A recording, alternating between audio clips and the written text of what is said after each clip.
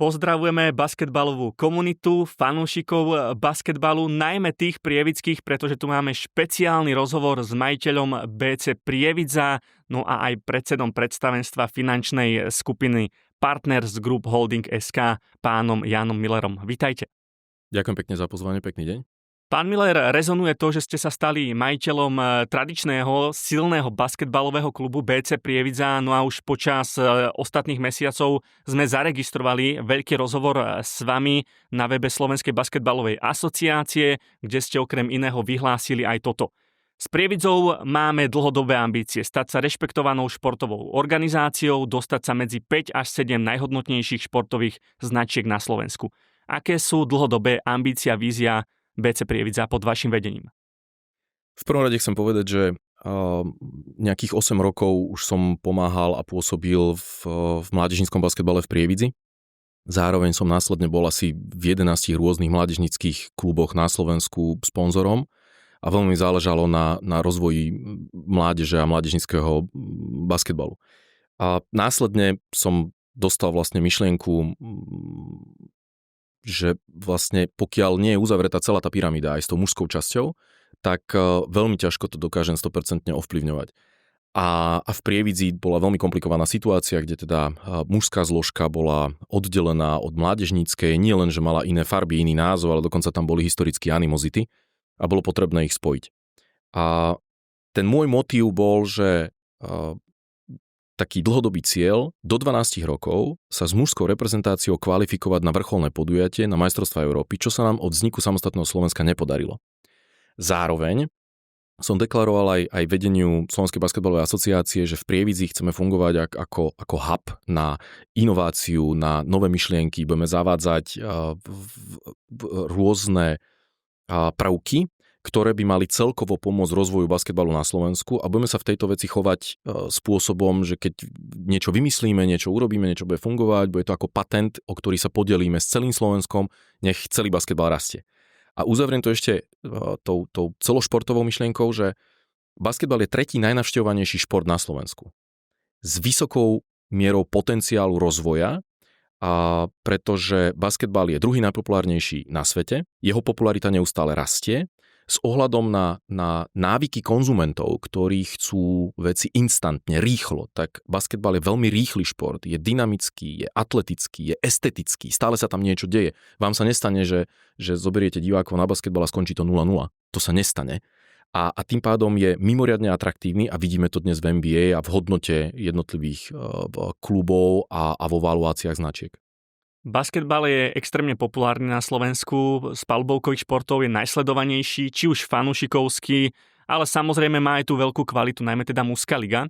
Čo sa týka tých krátkodobých cieľov BC Prievidza, tak je to v regióne šport číslo 1, takže fanúšikovia pod novým vedením určite budú vo veľkom očakávaní, aké výsledky sa podaria najmä v lige, ktorá je ostro sledovaná, ale myslím si, že vysoké ambície by mali byť v BC Prievidza aj v pohárovej Európe. Súhlasíte? Absolútne. A v prvom rade sa vrátim ešte k tomu, že basketbal je populárny. Ale mohol by byť ďaleko populárnejší. To znamená, historicky basketbal na Slovensku mimoriadne zlyhával predovšetkým v oblasti marketingu a popularizácie. A dnes tá bublina tá basketbalová je relatívne malá, ale mimoriadne aktívna. A ja dám príklad, že reprezentačný zápas Slovenska so Španielskom, čo bol veľký sviatok basketbalu a mali sme tam rekordnú návštevu. Nikdy v histórii Slovenska nebola vyššia návšteva na palubovkovom športe. Tak v televízii to sledovalo 60 000 ľudí. My potrebujeme dosiahnuť, aby to sledovalo 600 000 ľudí. Toto, kým nedosiahneme, tak stále sme len uzavretí vo svojej bubline. Takže tam máme veľký priestor na zlepšenie. Myslíte si, že sú takéto čísla sledovanosti reálne? Absolútne.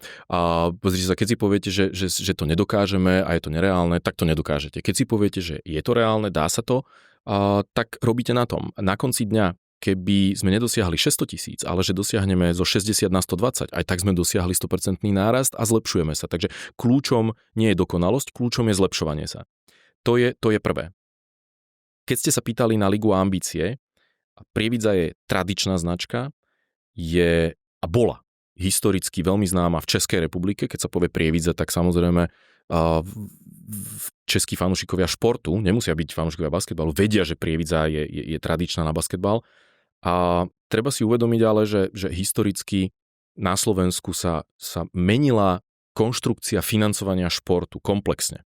Tak ako v minulosti to financovalo ministerstvo obrany, pretože samozrejme sa vedelo, a to sa vie dodnes, akurát u nás sa to nevie, že športová zdatnosť jednotlivca znamená zároveň obranný schopnosť. Vy keď nemáte športového jednotlivca zdatného, preto sme robili rôzne branné výchovy a robili sme na telesnej výchove atletiku, gymnastiku a tak ďalej, aby sme boli obrany schopní. To znamená, že všetky tie dukly boli financované cez ministerstvo obrany. A zároveň to pomáha silovým zložkám. Športová pripravenosť pomáha silovým zložkám, hasičom, policajtom. Preto boli policajné kluby, ŠKP, VKP a tak ďalej. A vy dnes nemáte financovaný šport, veľmi málo basketbal takmer vôbec, z verejných zdrojov. BC Prievidza nie je financovaná z verejných zdrojov. Čiže my musíme dosiahnuť transformáciu zdrojov a najväčším prínosom zdrojov sú fanúšikovia, sponzori, ich majitelia. Musíme hľadať cesty, ako ten šport spopularizovať. No a ja som presvedčený o tom, že každý úspech je booster, je veľmi silne pomáha tej popularizácii. A bude veľmi dlho trvať, kým my dosiahneme úspech so slovenskou reprezentáciou basketbalovou. Plus ešte jedna vec, že majstrovstvá sveta v hokeji máte každý rok. Majstrovstvá sveta v basketbale máte raz za 4 roky. Futbal sa hrá rôzne kvalifikácie priebežne v roku, hráte Ligu národov, kdežto ten basketbal má 2 až 3 okná reprezentačné a potom sú vrcholné podujatia. Dosť. A tým pádom tú popularizáciu my vieme dosiahnuť prostredníctvom klubového basketbalu. A zároveň, ja hovorím, že to je podmienka, že my musíme hrať európske poháre. Poprvé, pretože vlastne tá Európa je atraktívna, je to zaujímavé. Na konci dňa, keď hráte proti Bilbao, Cibone Zagreb, je to oveľa atraktívnejšie, ako hrať doma v lige. Po druhé, vy sa konfrontujete s európskou kvalitou. Vy keď nemáte konfrontáciu s európskou kvalitou, tak vy sa uzavriete do vlastnej bubliny. Toto sa stalo hokeju. Hokej nehrá Ligu majstrov, nehrá európske súťaže, on je uzavretý sám do seba a vlastne ešte dosiahli to, že regulovali počet cudzincov. To znamená, vám kvalita ligy klesá a vy dneska, keď sa pozriete na playoff slovenskej ligy a playoff českej ligy, zistíte, že to je úplne iný šport. Prejdeme si rôzne témy BC Prievidza, či už káder pred novou sezónou. Samozrejme, rozvinieme si ešte viac tej ambície, dotkneme sa citlivej témy, ale témy, ktorá zásadne rezonuje, počet cudzincov, ale zmieňovali ste fanúšikov Prievidza. Myslím si, že každých zaujíma to, že vlastne počas prvého týždňa má Prievidza nárast o 1/3 viac predaných permanentiek ako vo vlaňajšej sezóne. Pribudlo veľa nových fanúšikov, takže čím si to vysvetľujete? Ako ste dokázali prilákať množstvo fanúšikov už počas prvého týždňa predaja permanentiek?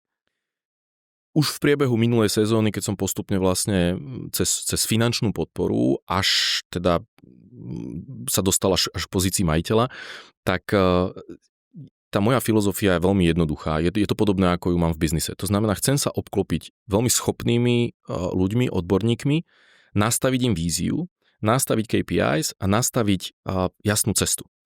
A takzvané im uvoľniť tú energiu a realizujte sa. A môjim záujmom je spolupracovať s motivovanými a zároveň disciplinovanými ľuďmi, ktorí sú cieľavedomí a zároveň ambiciózni. A to si myslím, že sa postupne v tom prievickom basketbale darí.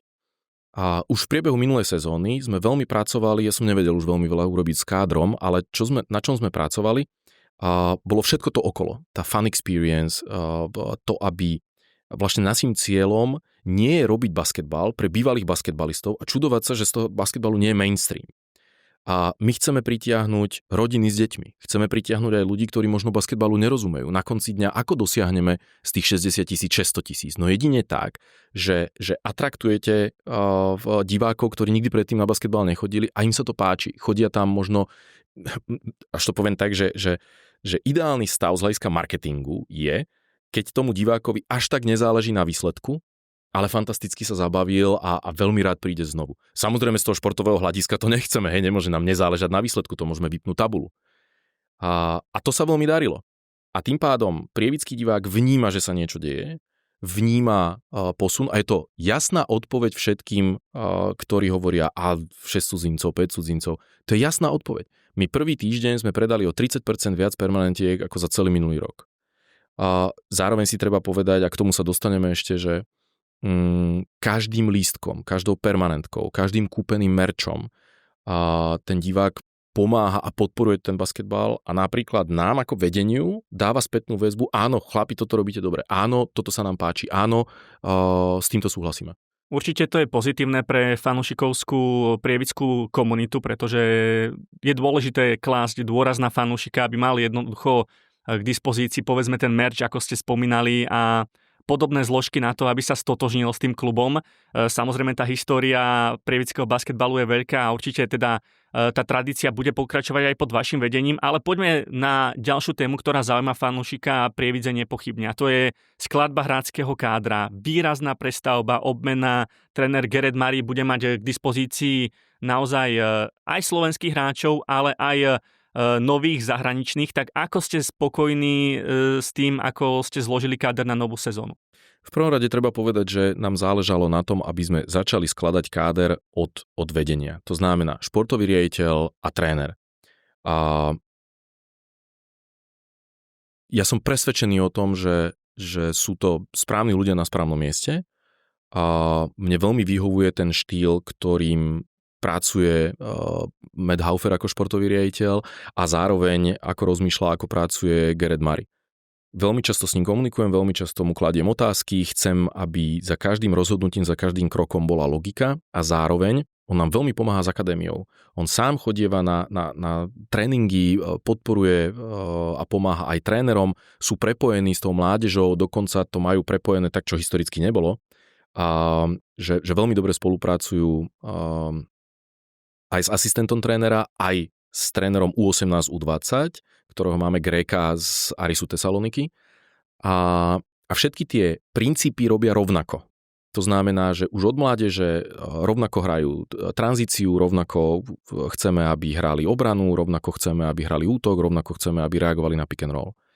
A odtiaľ sme začali skladať káder. To znamená, trénerová filozofia je veľmi tesná, fyzická, silná obrana.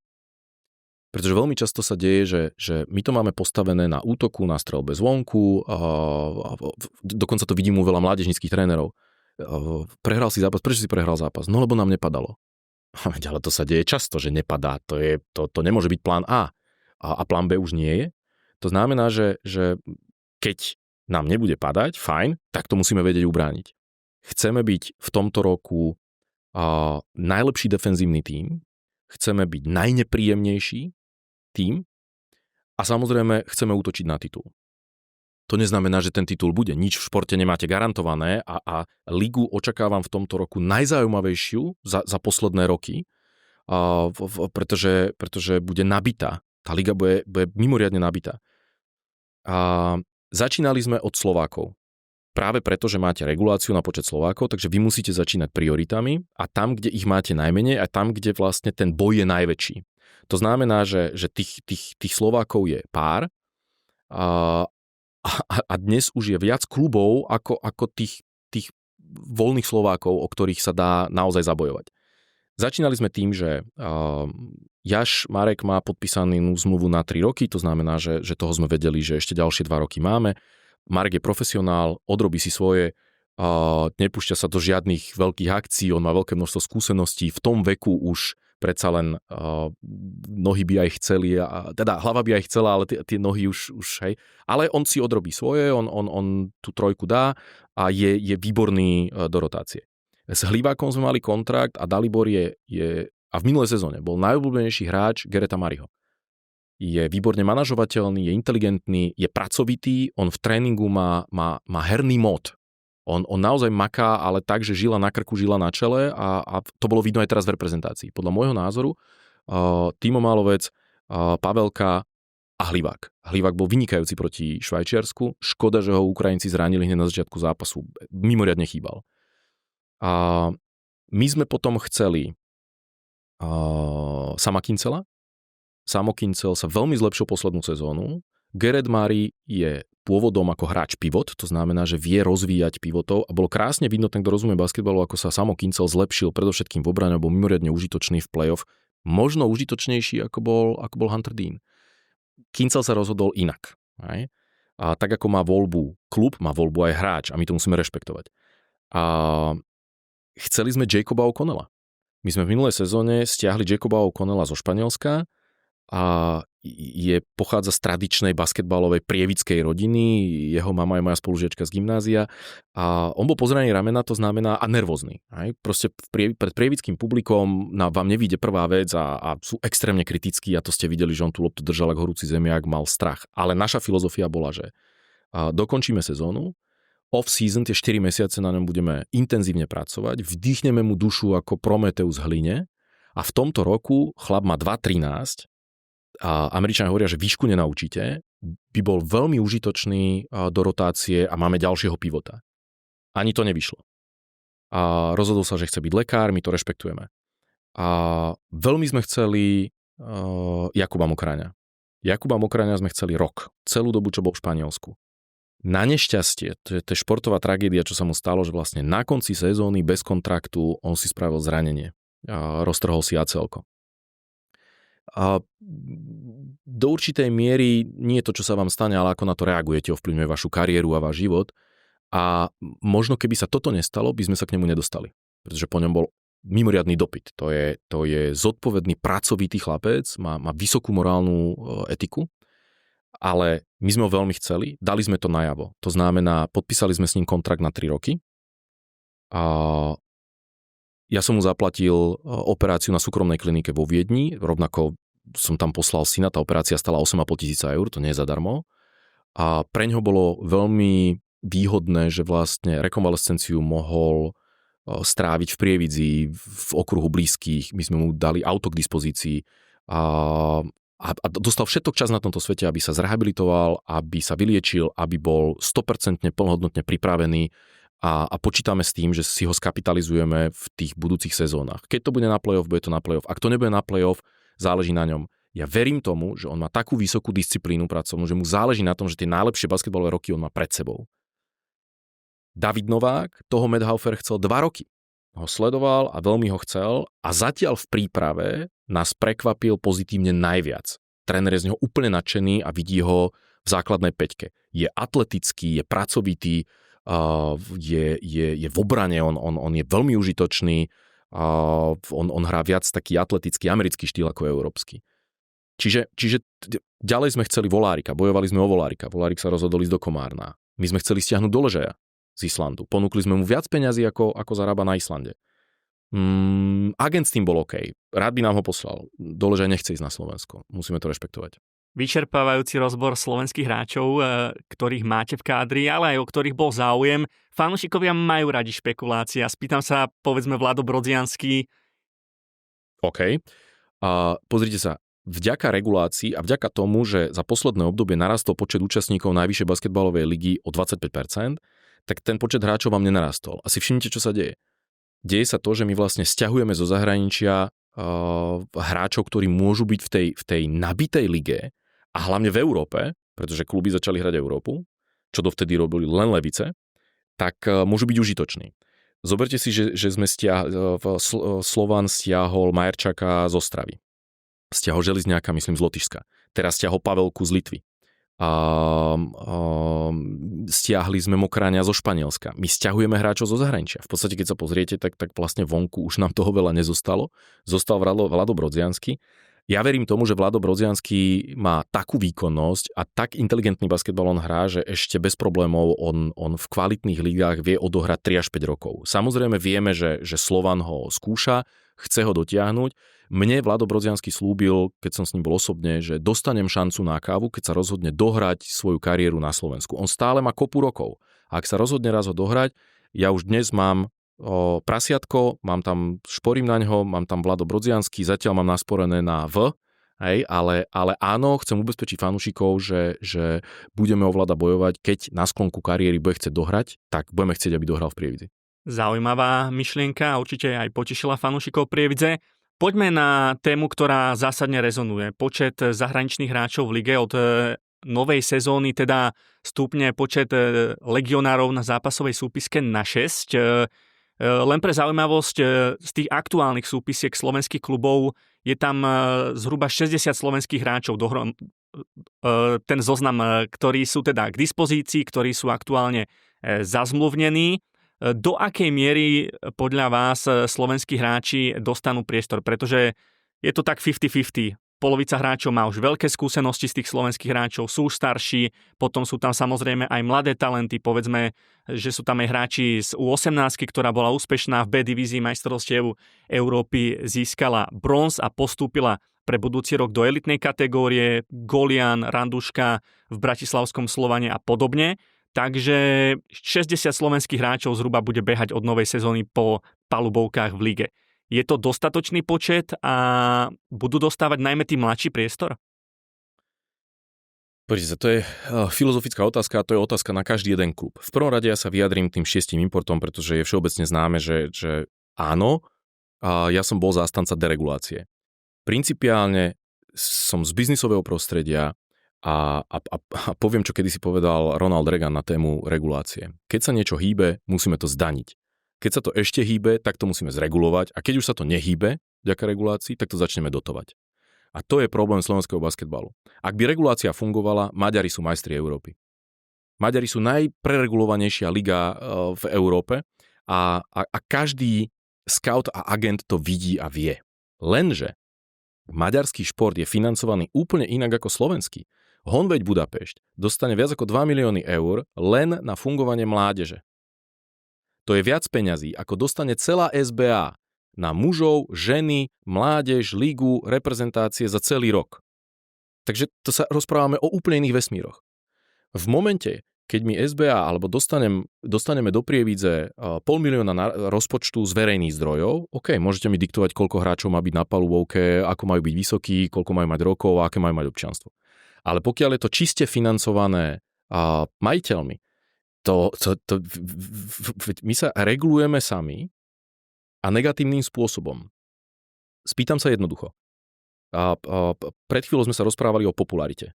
Popularita športu lokálne mimoriadne vplýva na koeficient, na základe ktorého sú jednotlivé športy na Slovensku financované. Jediný, kto je mimo koeficient, je futbal a hokej. Basketbal je súčasťou koeficientu. A významne popularita ovplyvňuje financovanie.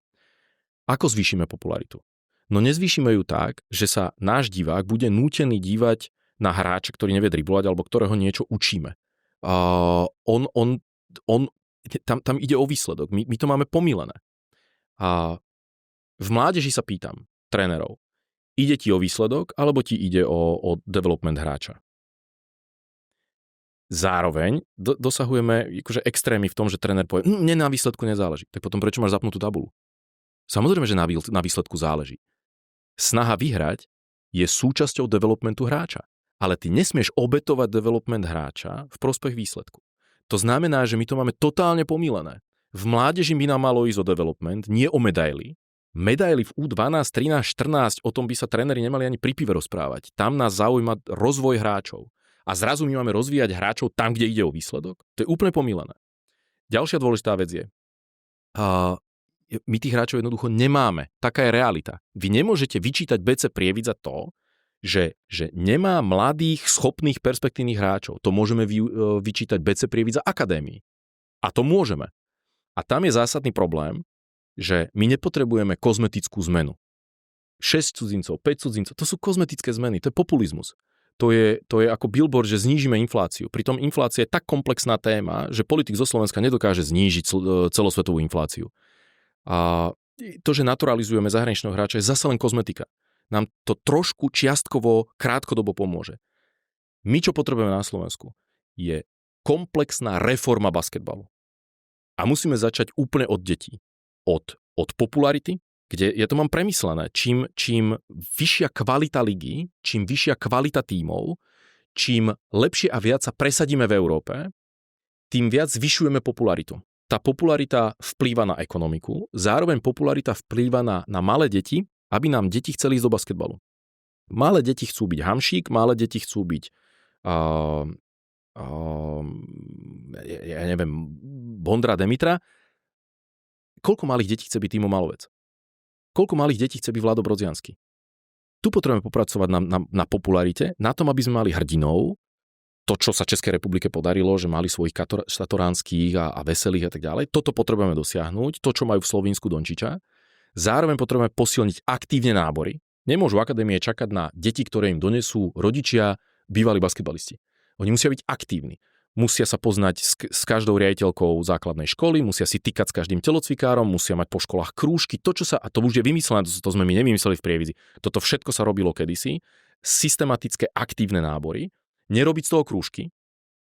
Zároveň potrebujete mať vzdelaných, profesionálnych, vyžadujúcich trénerov, nie telocvikárov popri zamestnaní, ktorý robí dozor.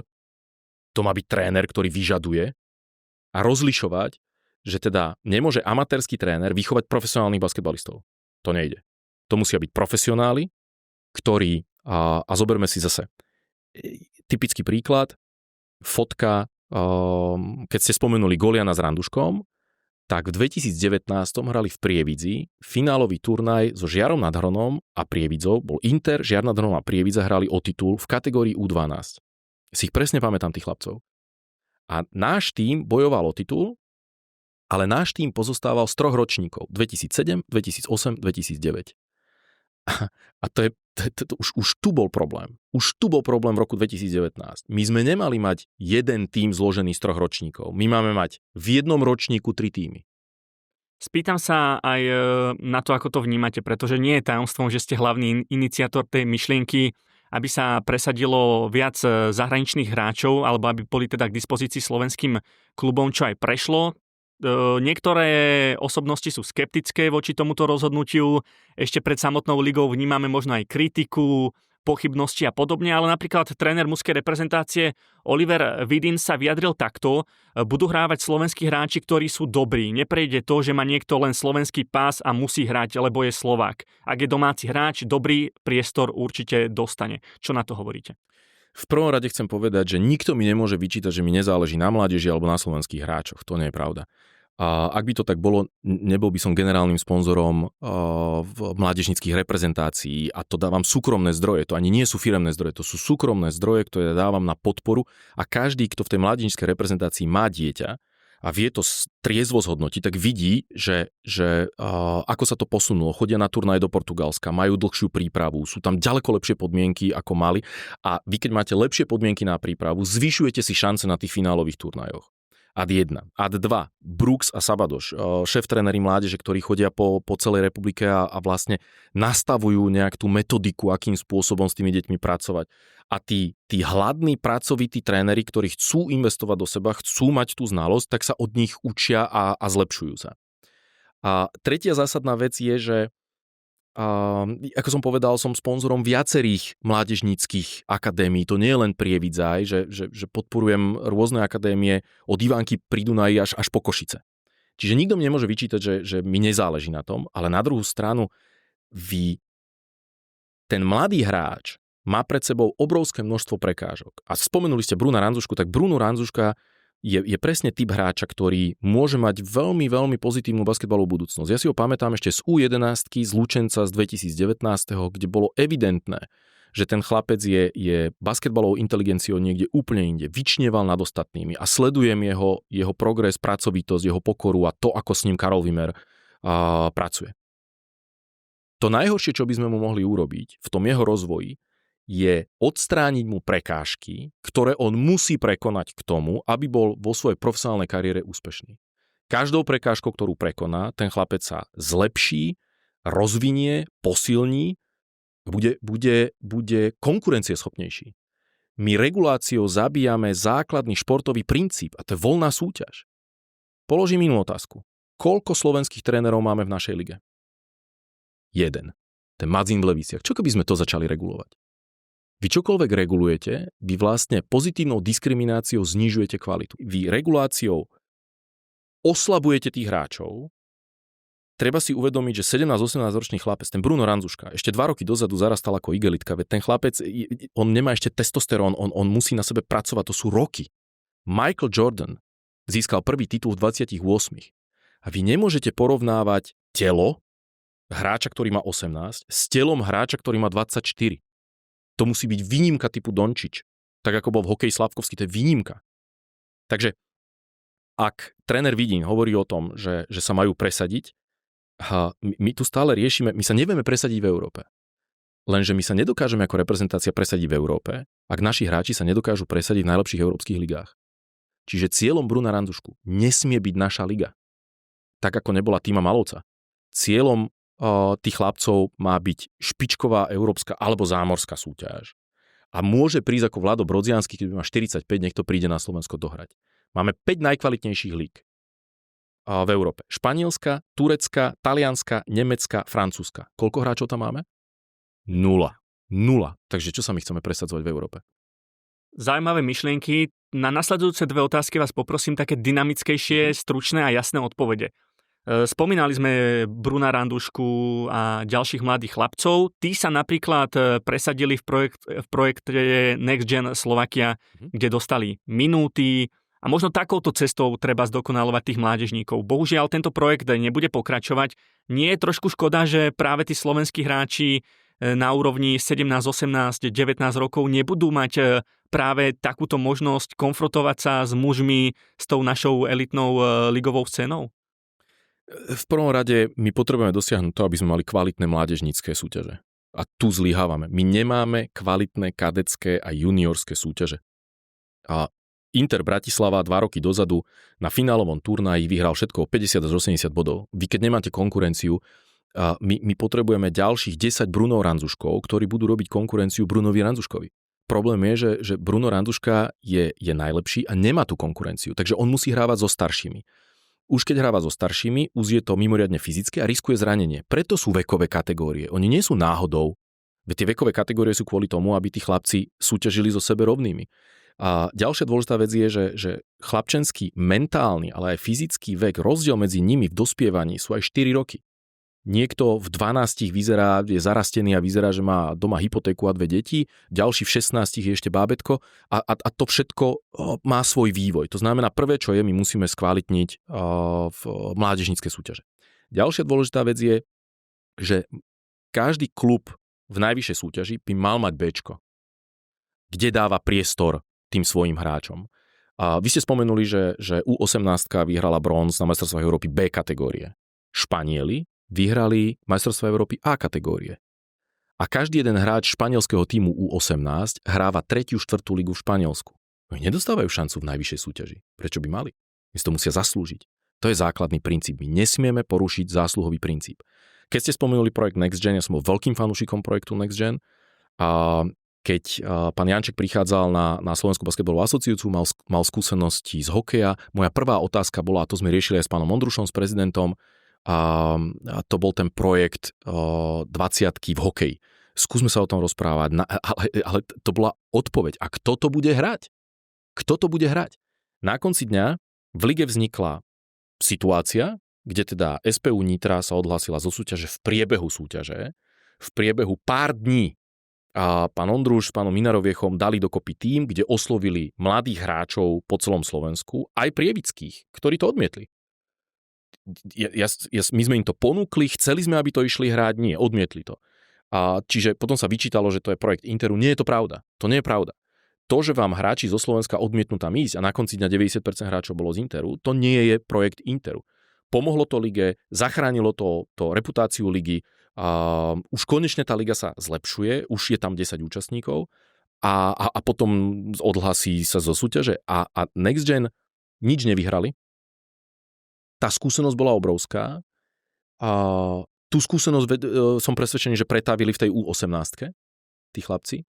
Veľmi ma mrzí, že nedokázali poraziť ani v jednom zápase Košice. Čo hovorí o tom, že vlastne to nie je na škodu, aby tí mladí chlapci dostávali minúty a skúsenosť s mužským basketbalom v druhej najvyššej súťaži. Na konci dňa, keď sú takí dobrí, mali by sa presadiť v druhej najvyššej súťaži. Ja tam nevidím tých mladých chlapcov, že by sa tak výrazne presadzovali, že tam príde a tam dominuje. Kto tam dominoval? Minulý rok tam dominoval Will Barnes, ktorého my máme v Prievidzi ako skills coacha, ktorý už má vek, má rozbité kolená, je v dôchodku, netrénuje a dával 30 bodov. Basketbalový dôchodca sa presadzuje medzi tými mladými, dynamickými raptormi? Spýtam sa teraz z pozície fanúšika, sedím na tribúne a na jednej strane možno chápať, nechápať ten pohľad, že zvyšilo sa počet zahraničných hráčov. Na druhej strane, čo taká regulácia, ktorá existovala v minulosti, že slovenský hráč musí mať garantované miesto v základnej peťke na palubovke a minimálne teda jeden slovenský hráč musí hrať. Aj toto je otázka, ktorá zaujíma mnoho fanúšikov. Ako sa na toto pozerať? Znova poviem, ja som z biznisu a ja verím v trh. A trh je voľná súťaž. Vy v momente, keď niekomu niečo regulujete, garantujete, tak sa vraciame k tomu Brunovi Randzuškovi, že vy mu odstraňujete prekážky pred jeho cestou vývoja. A v momente, keď hráčovi odstraňujete prekážku, vy urobíte z neho pudinga. On si začne nárokovať. A ako som povedal, takéto nezmysly majú v Maďarsku. A teraz si zoberte toho zahraničného trénera, ktorý sa pozrie na lavičku, potrebuje striedať a potrebuje vyriešiť svoj problém, ktorý má na ihrisku. A on aby mal, lebo v Maďarsku je napríklad, že stále musí byť na ihrisku hráč do 23 rokov a podobné, to sú nezmysly. Takto, aby mal na čele vek a takto, aby mal na čele svoj pasport, že z ktorej krajiny. A teraz ten tréner má robiť kombinatoriku.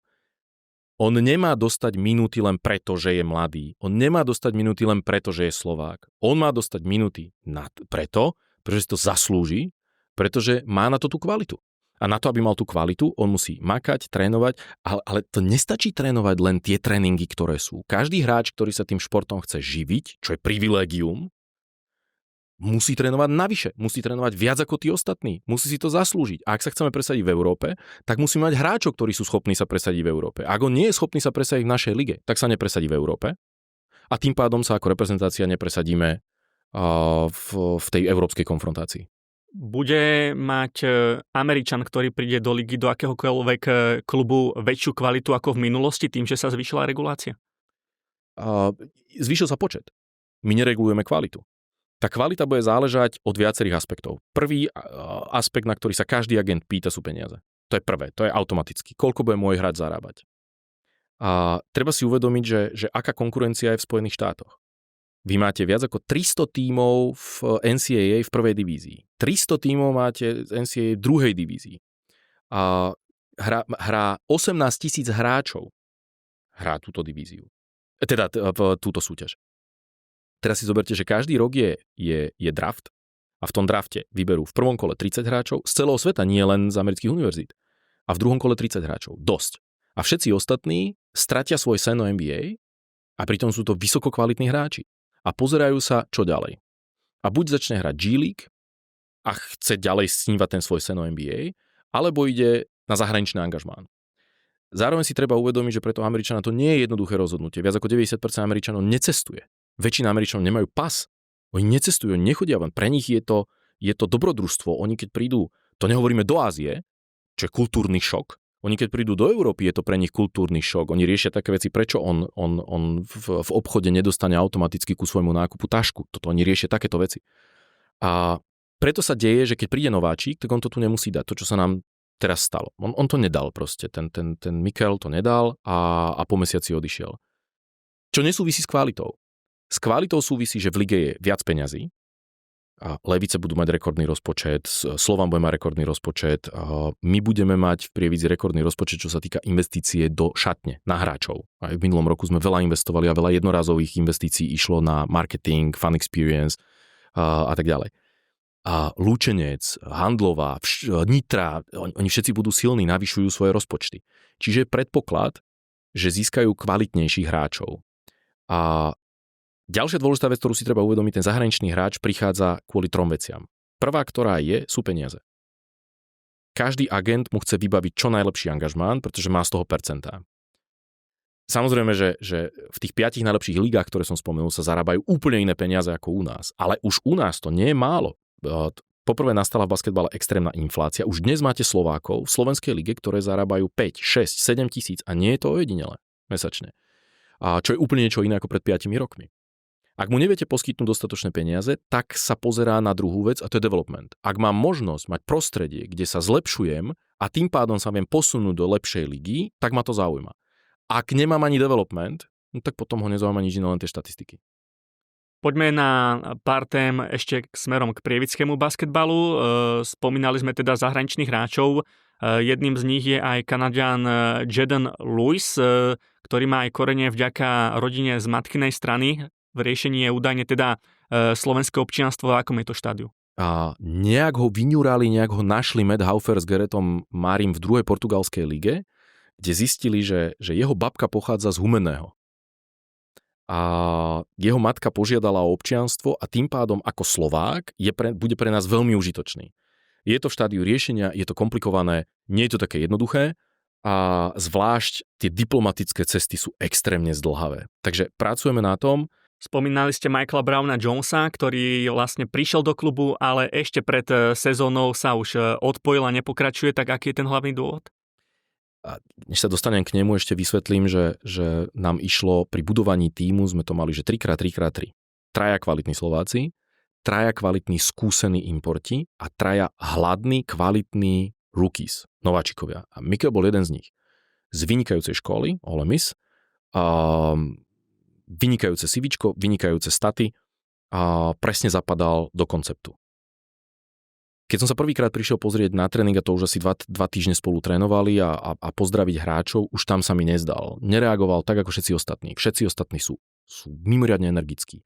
Mimoriadne high five si dávajú za všetko, sú hluční, sú jedna parta. On bol taký osamelý vlk.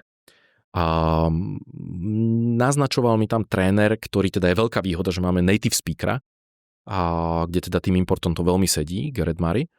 A mi naznačoval, že tam bol nejaký beef medzi nimi, že teda máme 3 hráčov, ktorí sú z New Yorku a on bol z Filadelfie. A to tam nejak, ja nepoznám tie pomery v Spojených štátoch, že či sa oni môžu, nemusia, ale už tam boli také poznámky. To je prvá vec. Druhá vec, každý jeden dôvod, ktorý dával, nie je dôvod na to, aby odišiel. To bolo skôr také, že už keď nechcem tu byť, už mi vadí všetko. On dostal dopredu vedieť, že dostane hotel, než dostane apartmán. Vadila mu posteľ, vadilo mu, že si nemôže váriť, vadilo mu, že býva pri cintoríne, vadilo mu všetko. Do akej miery hralo náboženstvo túto rolu, pretože on bol moslim. Ja to neviem. My nikto nevieme, čo bol skutočný dôvod toho, že odišiel. Ale treba si uvedomiť, že už k nám nechodia rookies bez peňazí. Noah Reynolds, ktorého máme, aj z tej istej univerzity ako Vlado Brodziansky, posledný rok zarábal $820,000. A Mikel, on mal peniaze. To znamená, jemu tu niečo nesadlo, on povedal, ja si kúpim letenky, na druhý deň odlietam. Konec. Povedzme v krátkosti, v akých číslach sa pohybuje rozpočet na aktuálnu sezónu v BC Prievidza? Nepoviem celú, pretože tam veľa závisí a vždy vzniknú nejaké nákladové externality v súvislosti s marketingom. Taký zápas, že ak postúpime napríklad, ja poviem takto, ak postúpime cez Cibonu Zágreb do skupinovej fázy FIBA Cupu, okamžite skočí rozpočet do minimálne 100,000. A ten som slúbil, že teda tú Európu chceme hrať. Sú fanúšikovia, ktorí kritizujú, že na 2 frontoch a že potom trpí liga. Áno, trpí. Na druhú stranu, z dlhodobého hľadiska, keď raz Prievidza bude oslavovať 100-ročnicu, bude irelevantné, ako dopadol v roku 2025 zápas proti Spišskému FC. To bude irelevantné. Každého zaujímajú tituly a zaujímajú ho výsledky v európskych súťažiach a atraktívni súperi, ktorí dorazili do Prievidze. A verím tomu, že tak ako tam pri 100-ročnici bude Barcelona, bude tam Cibona Zagreb, bude tam Benetton Treviso, budú tam tie slávne týmy, Žalgiris Kaunas, Partizan Belgrad, tak rovnako tak tam bude to minuloročné Bilbao. Čiže tu sa pohybujeme v týchto cifrách. A čo sa týka šatne, tak ja som ubezpečoval sponzorov, že koľko do toho dajú oni, toľko do toho dám ja a všetko pôjde do šatne. Nič z peňazí sponzorov nepôjde na toho auto, na nejaké iné nákladové externality.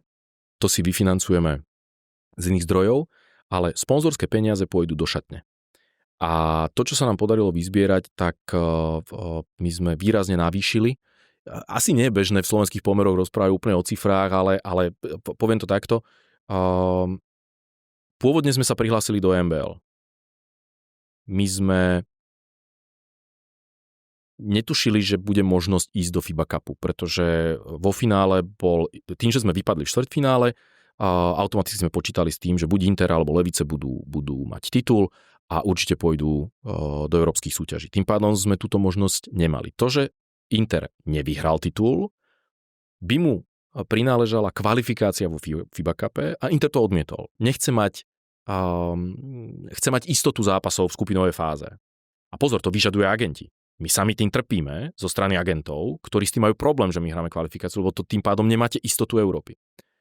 Takže Inter sa prihlásil na EMBL a my sme mali túto dilemu, či z EMBL alebo FIBA Cup a zase sme sa museli vrátiť tým pôvodným cieľom. Čo bol cieľ? Pomôcť slovenskému basketbalu. Ako pomôžeme slovenskému basketbalu?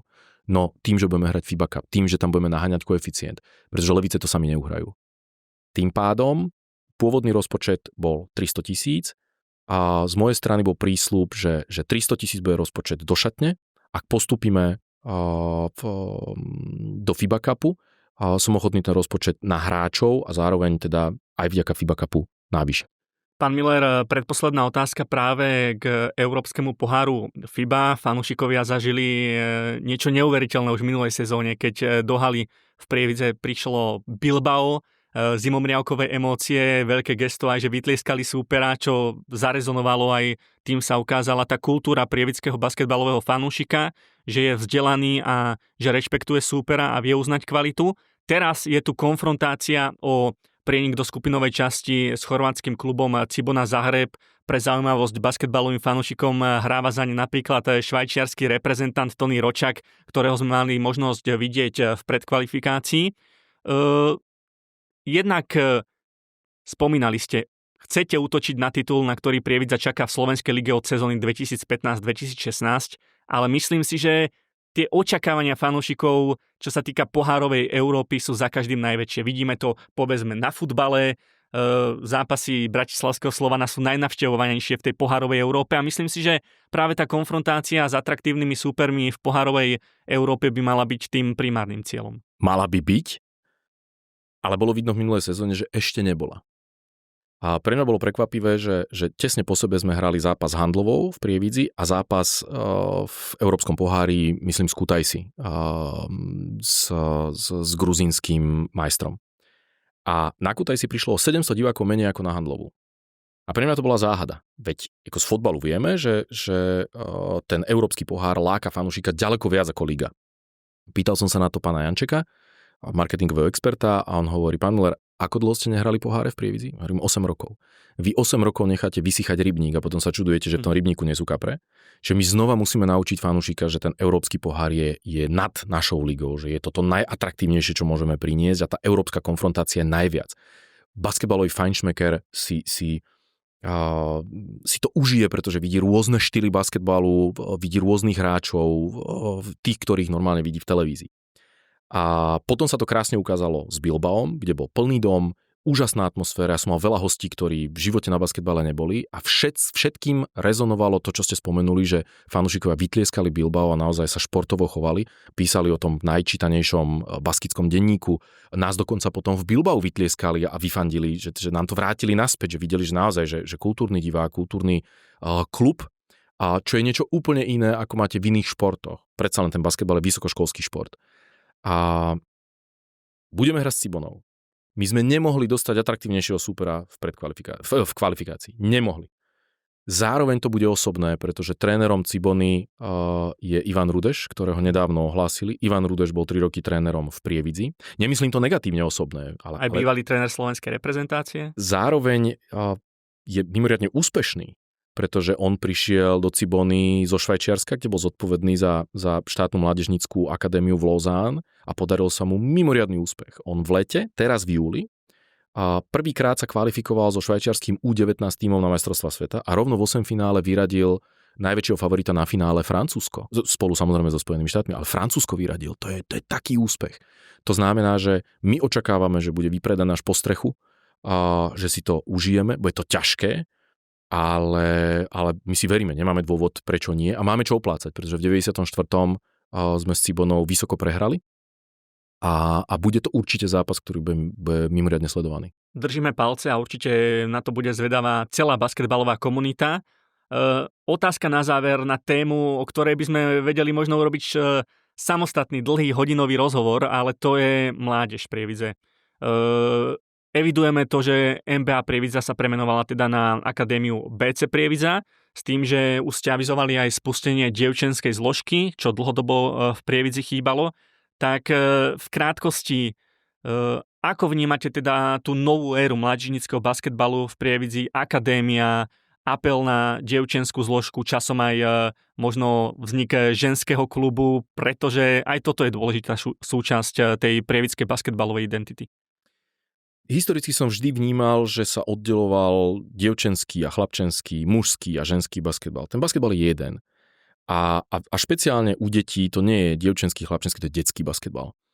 A v zahraničí máte veľmi často zmiešané tímy. Čo je treba povedať? V prvom rade si treba uvedomiť demografiu, ako sa vyvíja. Pred 10 rokmi sa v Bojníckej nemocnici narodilo 460 detí za rok. Minulý rok sa tam narodilo 212 detí. To je pokles o 60%. A to je prvá vec. To znamená, o to aktívnejší musíme byť v náboroch, o to aktívnejší musíme byť dokonca aj v nižších vekoch, nečakať len na U11 a U12, kedy tie deti začnú, ale už v Litve pracujú s deťmi od škôlky, 5, 6, 7 ročný. Je to všeobecný pohyb so zameraním na basketbal, ale je to všeobecný pohyb. S týmto musíme vedieť pracovať, s tým v Prievidzi vieme pracovať, len potrebujeme sa dostať do väčších objemov. Zároveň ženský šport je mimoriadne na vzostupe. Či je to FIFA, alebo je to FIBA, majú vyčlenené v budžetoch obrovské milióny na podporu ženského športu a my to dnes vidíme, ako to vplýva na marketing, napríklad cez Caitlin Clark. Caitlin Clark je vlastne nový ženský Michael Jordan, a je to hráčka Indiany a v minulej sezóne za jeden jediný deň Caitlin Clark predala viac dresov ako Dallas Cowboys za celý rok.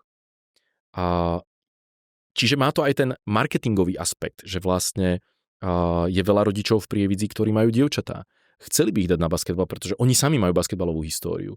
Ale nebola tá možnosť, pretože ich všetci posielali na tanec alebo na gymnastiku. Nie, chceme im dať tú možnosť a tým pádom postupne od mládeže budeme rozvíjať aj dievčenský basketbal a časom sa dostaneme aj k ženskej zložke. A ešte konkrétne, čo sa týka chlapčenskej zložky, tak do akej miery to má význam, to premenovanie z NBA na BC Prievidza?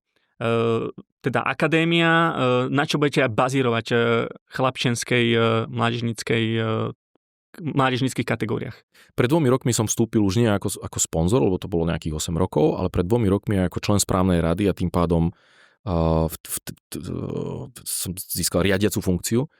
A vtedy, v septembri, v celej histórii mládežníckeho basketbalu v Prievidzi sa išlo na prvý letecký výlet na turnaj do Kaunasu. Tí chlapci ho vyhrali, odvtedy už bolo nespočetné množstvo leteckých výletov v rôznych kategóriách, kde my vlastne po celej Európe budujeme značku a brand tak prievickému, ako aj slovenskému basketbalu. A je ideálne, keď je to identifikované, rovnaký brand, rovnaký názov, takže to bolo logické vyústenie, keď hovoríme o budovaní športovej značky, tak to musí byť prepojené.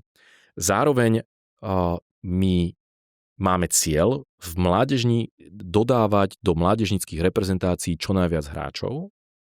Zároveň si treba uvedomiť aj to prepojenie s mužským basketbalom. Basketbal je vysokoškolský šport. 90% chlapcov, ktorých máme na stredných školách v Prievidzi, sú na gymnáziu. To znamená, že všetci sa pripravujú na to, že pôjdu na vysokú školu. Koľko máme vysokých škôl v Prievidzi? 0. My si musíme byť vedomí toho, že ten chlapec, ktorý ide na vysokú školu, pôjde do Bratislavy, pôjde do Nitry, pôjde do Košíc, ale nezostane v Prievidzi. To znamená, my budeme mať už kvalitných, zrelých, skúsených prievidských, teda slovenských hráčov a mladých hráčov z akadémie, ktorých už dnes Geret Mari zapája pravidelne 4 a 5 v tej vysokej dynamike toho tréningu sú pravidelne zapájaní už tí chlapci z mládeže. Na záver odkaz majiteľa BC Prievidza Jána Millera smerom k fanúšikom Prievidze, sponzorom, partnerom tej prievidskej komunite pred novou sezónou. V prvom rade chcem prislúbiť, že urobíme maximum preto, aby sme navrátili slávu prievidskému basketbalu.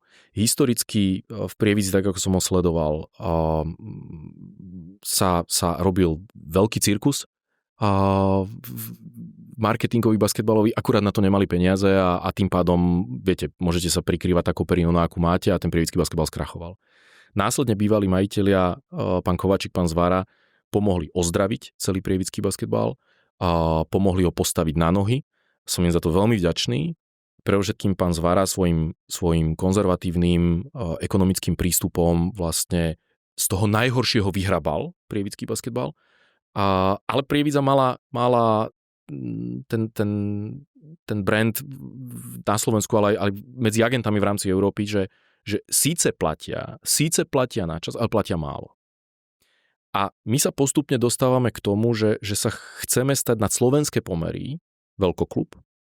Chceme byť silným vyzývateľom. Nemáme na to, aby sme ufinancovali Slovan. Na to nemáme.